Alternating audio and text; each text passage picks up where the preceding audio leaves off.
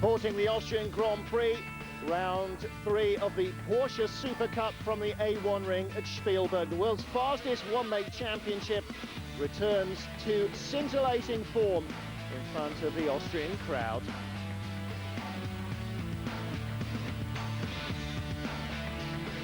Damon Hill plank slapping with DJ Otzi. And unfortunately, neither of them persuaded into a Porsche, but Heinz Kinney-Gardner and Gustav Auinger, both racing on 2 wheels in Enduros, are in the guest cars. Kinney, a well-practiced 4-wheel specialist as well now, starts in 18th place. Knows what he's about with his feet on 2 or 4 wheels. In off-road, it's not such a problem if you go a little bit over the limit. You always find a place where you get grip and you keep the car going.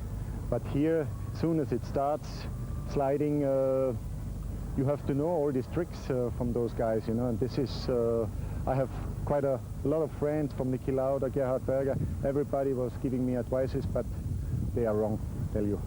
They were setting him up, weren't they? Gustav Auinger, another Austrian driver of the number 2 machine, just a fraction ahead of Kinney-Gardner, starts 17th on the grid.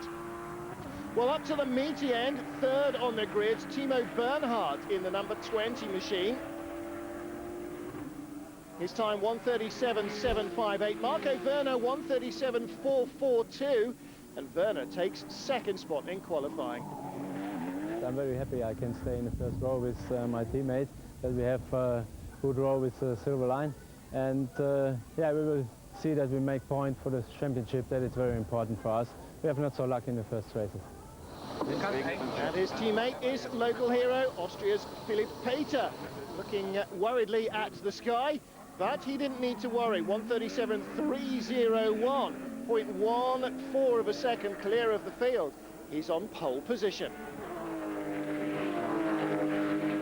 It's really nice to have this pole here. I've been the fastest throughout the weekend, pre-practice, yesterday qualifying, and it was just nice to have my first pole in the Porsche Super Cup in front of my home crowd, and I saw everybody cheering, and it was really nice.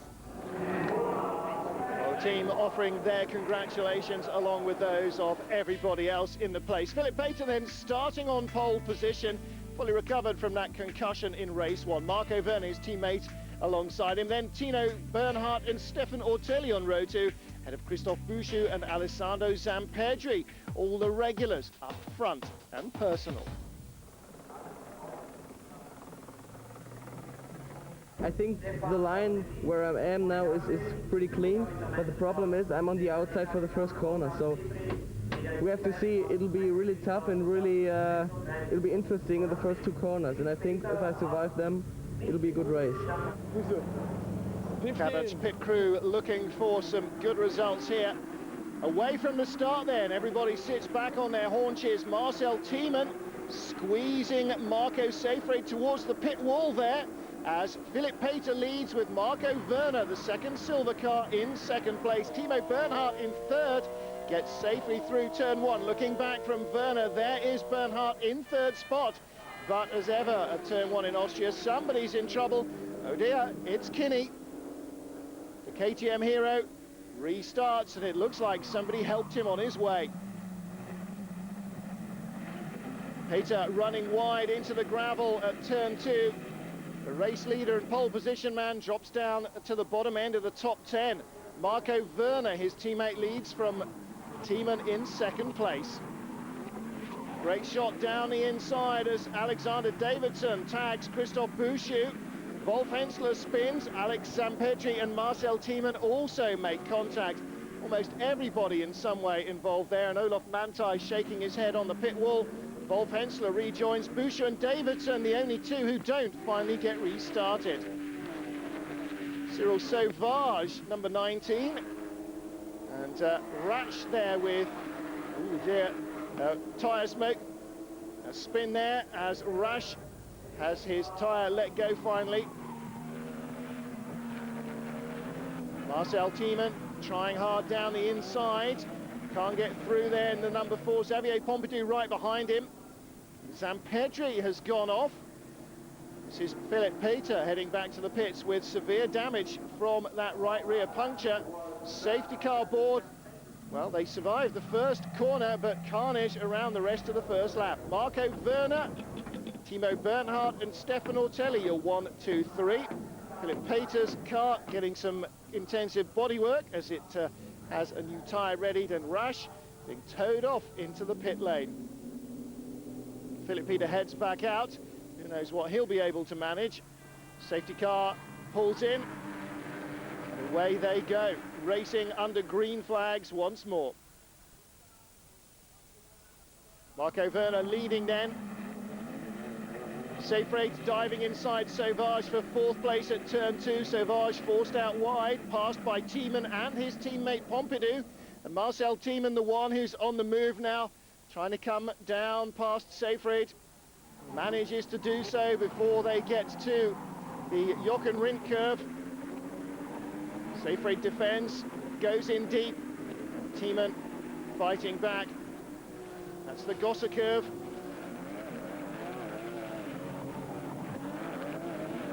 Toto Wolff on the inside, passing Thomas Bleiner there. That's for 10th place. Thiemann heading Seyfried and leading Zampedri into the gravel. Zampedri, of course, recovering from that incident. And the Kadach team can't believe all this going on here. Wolf Hensler and Auinger. This is looking back from Auinger. He's right behind Bleiner in the number 16 machine. There are the trio. Wolf Hensler's car showing signs of his earlier action.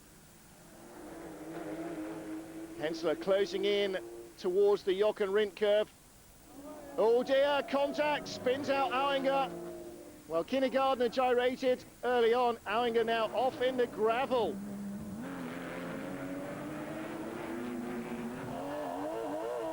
On-board camera with Kindergartner. Oh dear. Now is he going to bail out, or is he going to try and get it restarted? Spins off. Car tank slaps its way back onto the inside. That's the barrier he saw coming. No, I think he is going to get it restarted, but I don't think it will like it very much. The Porsche factory team laughing as they see the drama going on. Pompidou in 7th then, heading Seyfried. Philip Peter a lap down and gravel trapping Zampedri. And then Toto Wolff on the back of it. Wolff gets past Zampedri. Zampedri fights back. Seyfried charging to the front. Whoa, and contact there. Seyfried runs out wide, so too does Philip Peter. Meanwhile, out front, a rather boring race for Marco Werner. He takes the checkered flag and victory in Austria. Goodness me, there was barely time to breathe in the whole race. But for Marco Werner, it was a job well done. Sure he could use a few more boring weekends like that. Werner then on the top step of the podium with Timo Bernhardt, his shadow all the way through. Stefan Ortelli never quite able to match it with them. Marcel Thiemann, Cyril Sauvage and Richard Westbrook, the rest of the top half dozen.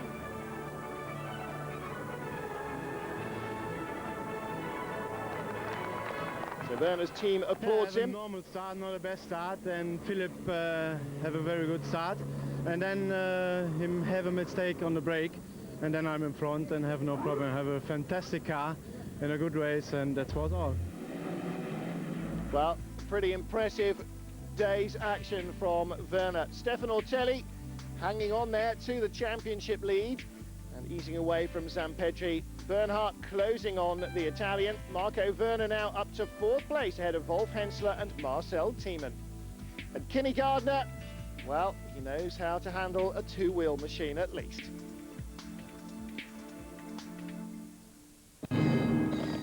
Who can stop the world number one? Troy Bayliss, the wonder from down under. On his tail, Nori Nitro Haga, the samurai of slide. Oh, exciting. I like exciting. Ben Bostrom and Colin Edwards, the Texan Tornado. Or can Brit Neil Hodgson ride to victory? The showdown for the World Superbike crown on British Eurosport. All set? It's you know what. the big one. And it's yours till the sun goes down. On the clay all the way, the French Open. Keep your eye on the ball with Eurosport, Eurosport News and Eurosport.com. Roland Garros, live from Monday, every day from 11, with the juice of it canned for you nightly at 2100. Yokohama, power of performance. BNP Paribas, title sponsor of the Davis Cup.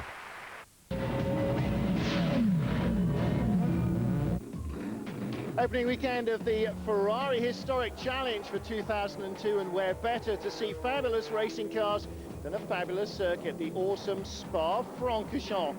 But the weather is mixed as ever. Carlo Tazzioli saying we've divided the cars into two classes, those with disc brakes, those with drum brakes, to try and guarantee that cars with similar characteristics compete against each other.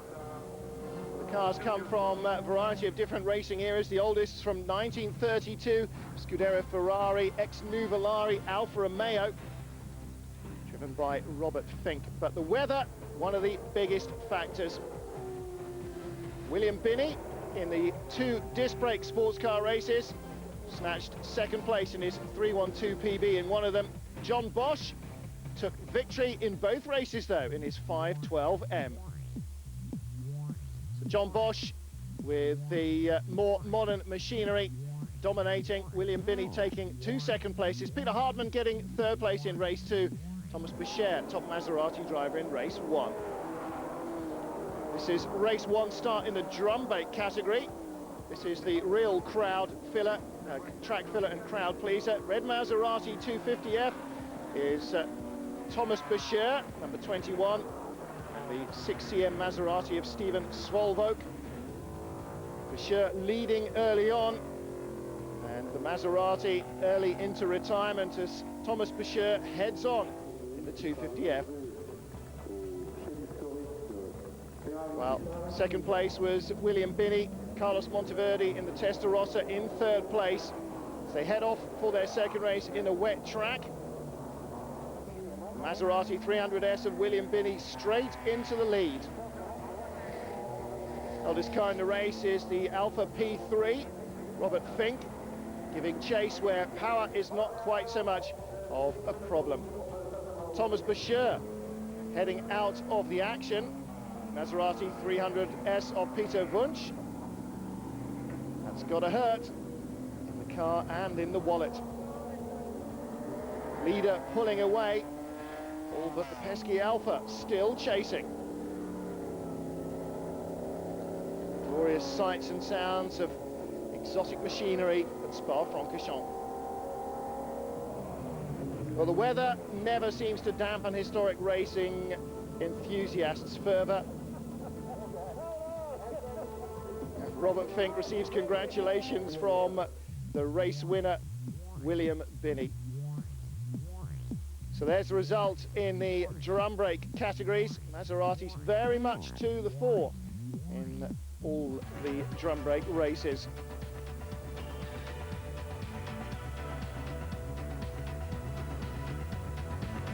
Well, the next round of the series is at Dijon. Let's hope for better weather.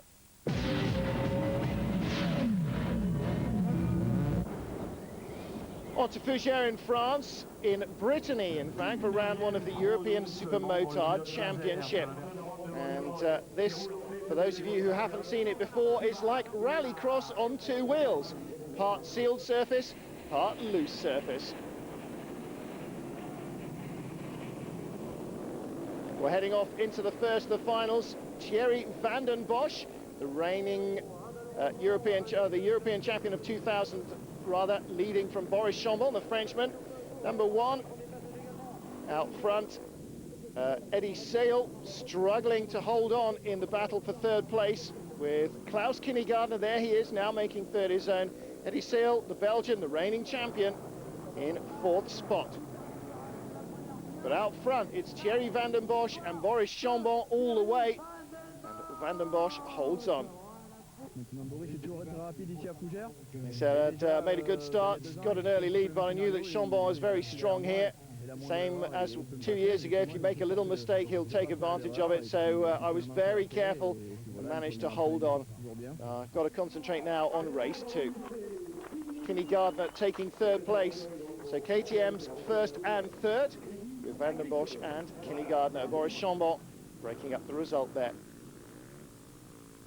Race 2, same grid as in race 1. Eddie Searle in the number 1 machine, looking to make a better start, up into 3rd place into the first corner. Oh, and fallers down early on.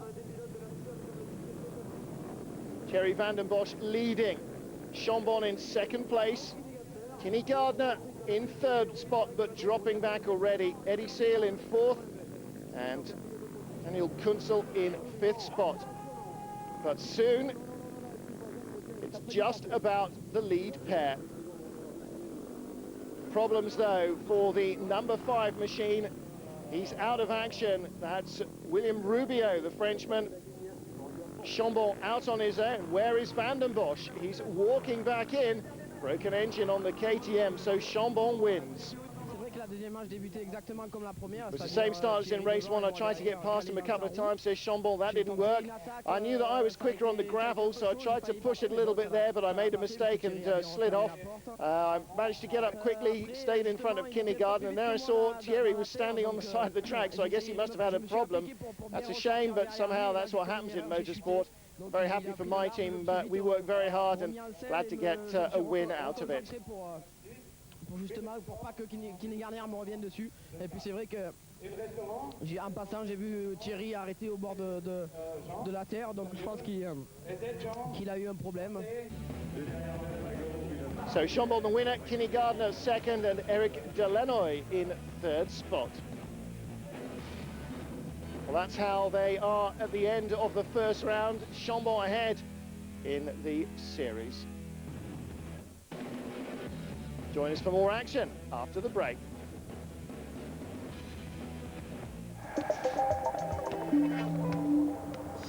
Hidden from the world, 24 elite players hold a secret tournament with 8 teams and only one rule.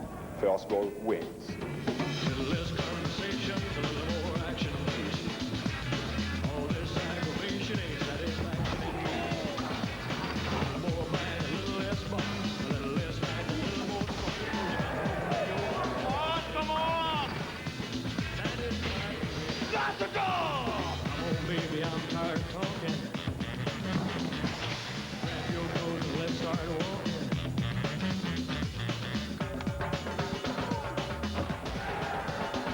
La grande finale.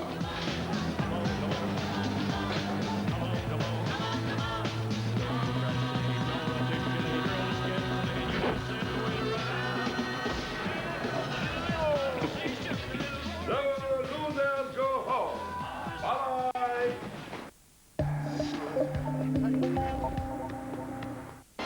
British Eurosport is the place for motor racing with World Superbikes. 13 rounds and we've got every one. There's the stars of motocross, a full season of MotoGP and a brand new superstar, Valentino Rossi. World Rally has a British champion. Follow Richard Burns and Scottish challenger Colin McRae for every stage throughout the season. There's the legendary Le Mans 24 hours and some of the tightest saloon car racing in the All Japan GT. The Super Racing Weekends have 5 motorsport events in just one meeting. Sunday night means the American Zone for Indy car racing, America's Formula One and NASCAR. Nights of Thunder, out on the ovals. More motorsport than any other channel. So if you love motor racing, British Eurosport is the place to be.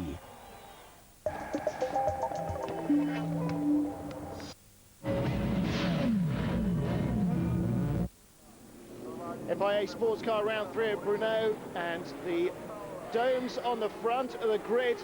The Racing for Holland car, the Durango machine alongside.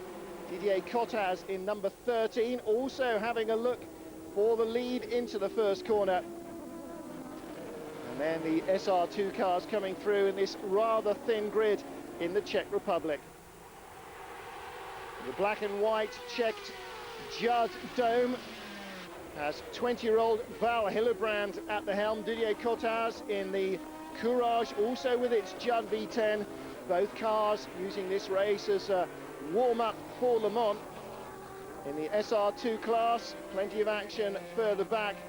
The 55 car Renault Motorsport, Angelo Lanciolotti in the gravel. And problems further back will mean that safety car will be coming out. The Lucchini machine.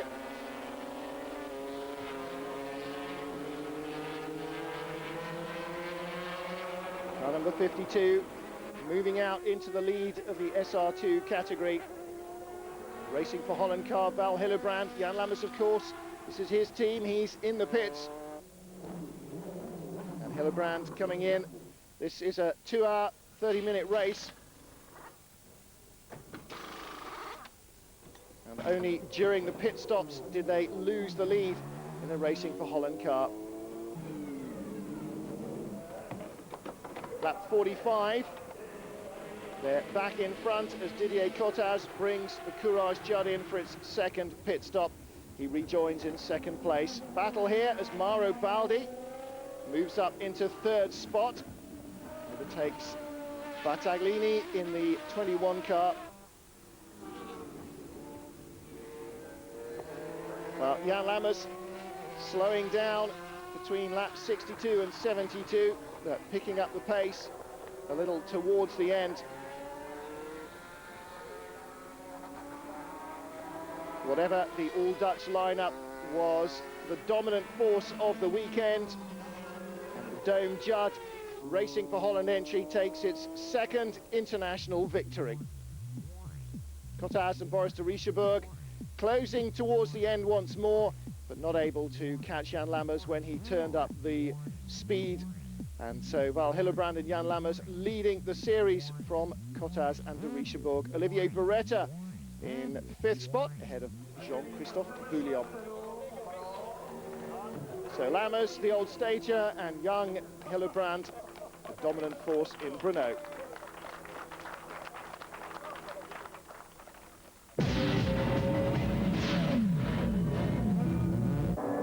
Round one of the Formula Nippon series rather, at Suzuka.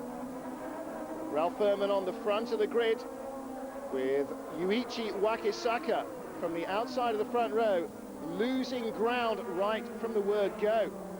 Ralph Furman Jr. leading them from pole position.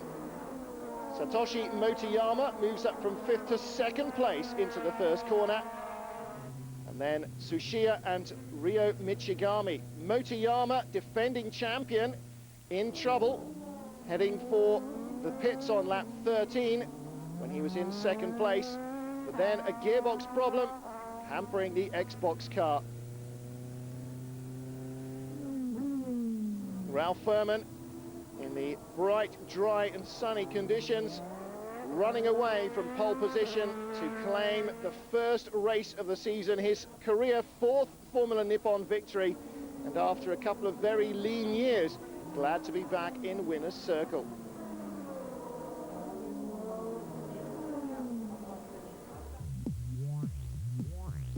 So Ralph Furman Jr. winning for the Nakajima team. Takeshi Tsuchiya in 2nd place, Sugeo Matsuda in 3rd, Ryo Michigami in 4th for Saizen. Round 2 at Fuji International. 17 cars from 11 teams making the start. 50-lap race. Takeshi Tsuchiya got off to a slow start from the front row. Motoyama, Furman and Naoki Hattori from row 3 of the grid, the top 3 into the first corner.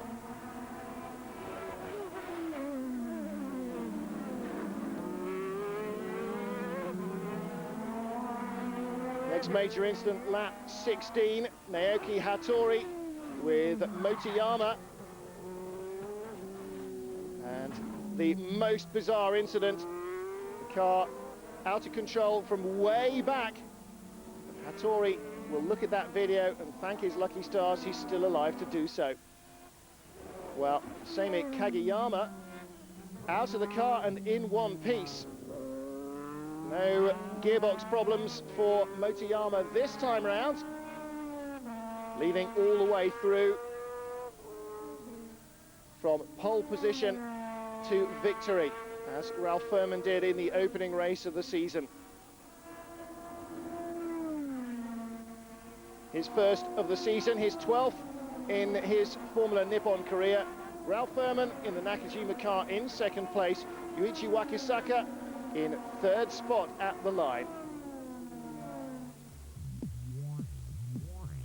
So confirmation of the result with Seiji Ara fourth, Kurosawa fifth, and Takeshi Tsushiya's Le Mans car in sixth position.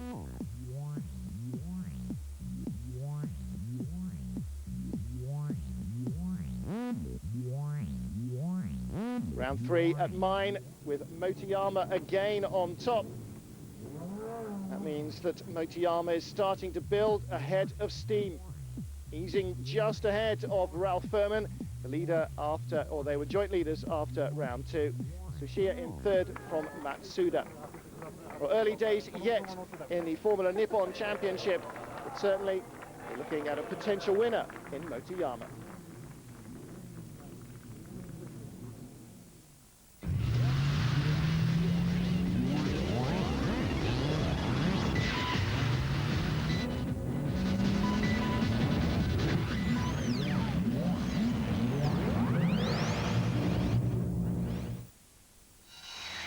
Look left for what's next, and eyes right for later.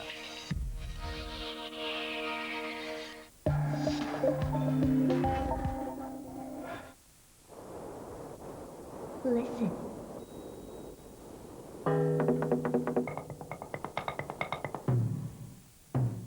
Not a sound.